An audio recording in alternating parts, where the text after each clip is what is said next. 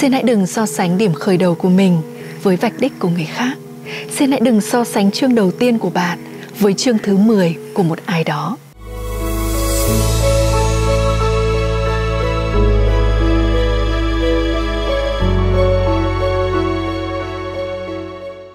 Ngày xưa, có một chú quạ sống trong rừng. Một hôm, quạ nhìn thấy một chú thiên nga tuyệt đẹp ở trong hồ. Có một vài gia đình đứng xung quanh để cho thiên nga ăn và chụp hình với nó. Quạ tự nhủ, thiên nga chắc hẳn là loài chim hạnh phúc nhất trên thế gian. Vì thế quạ liền bay tới và hỏi thiên nga: Thiên nga ơi, cậu thật trắng trẻo và tuyệt đẹp. Cậu chắc hẳn là loài chim hạnh phúc nhất trên đời. Vậy cảm giác khi được là loài chim hạnh phúc nhất như thế nào? Thiên nga bèn trả lời: Tôi đã từng nghĩ mình là loài chim hạnh phúc nhất cho tới khi tôi nhìn thấy vẹt. Vẹt có những 2 màu, trong khi tôi chỉ có một màu trắng. Cậu nên tới hỏi vẹt xem cảm giác khi được là loài chim hạnh phúc nhất trên đời là như thế nào. Nghe vậy, quạ liền bay tới tìm vẹt và hỏi: Vẹt ơi, cảm giác khi được là loài chim hạnh phúc nhất trên đời là như thế nào? Vẹt liền trả lời: Tôi đã từng nghĩ mình là loài chim hạnh phúc nhất cho tới khi tôi nhìn thấy công. Công rực rỡ đủ sắc màu, trong khi tôi chỉ có 2 màu. Cậu nên tới hỏi công xem cảm giác khi là loài chim hạnh phúc nhất trên đời là như thế nào. Lần gần đây nhất tôi nhìn thấy công đó là ở trong vườn thú. Nghe vậy, quạ liền bay tới vườn thú để tìm công. Tới đây, quạ nhìn thấy cả 100 người đang vây quanh công để chụp hình, để chiêm ngưỡng vẻ đẹp của nó. Đợi cho tới khi đám người này đi hết, quạ liền bay tới gần công và hỏi: Công ơi, cậu thật tuyệt đẹp. Cậu chắc chắn là loài chim hạnh phúc nhất trên đời này. Vậy cảm giác khi được là loài chim hạnh phúc nhất như thế nào? Công liền trả lời: Tôi đã từng nghĩ mình là loài chim hạnh phúc nhất. Nhưng cũng chính vì vẻ đẹp này mà tôi đã bị nhốt ở trong chiếc chuồng. Và tôi nhận ra rằng loài chim duy nhất ở trên đời này mà không ai muốn nhốt vào trong lồng, đó chính là quạ. Vì vậy, trong nhiều năm qua, tôi đã nghĩ rằng quạ là loài chim hạnh phúc nhất trên thế gian.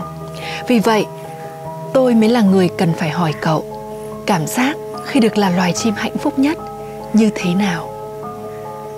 Bạn thân mến, so sánh là một vòng lặp không bao giờ có điểm kết. Chạy đua với những người xung quanh là một cuộc đua mà bạn không bao giờ có thể giành phần thắng. Câu trả lời cho câu hỏi trong câu chuyện này rất đơn giản. Người hài lòng với những gì mình có là người hạnh phúc nhất thế gian. Dĩ nhiên, chúng ta đều cần và nên hướng tới những điều tốt đẹp hơn để cải thiện bản thân, để nâng cao chất lượng cuộc sống của mình.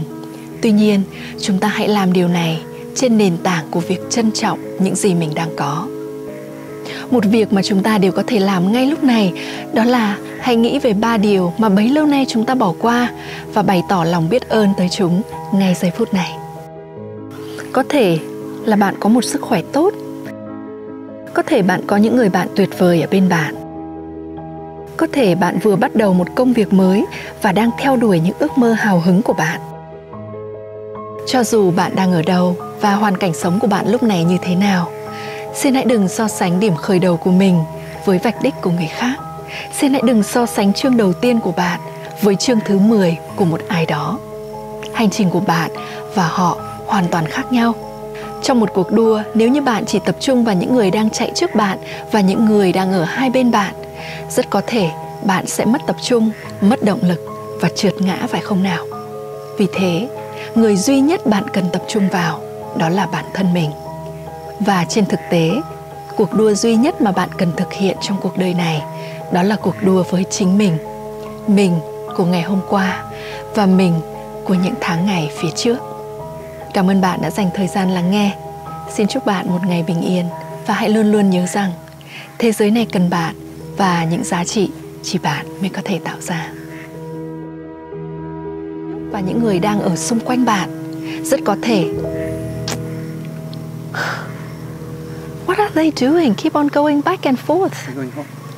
No, he's been going round for 10 times now. Stop doing that, okay, please. Okay.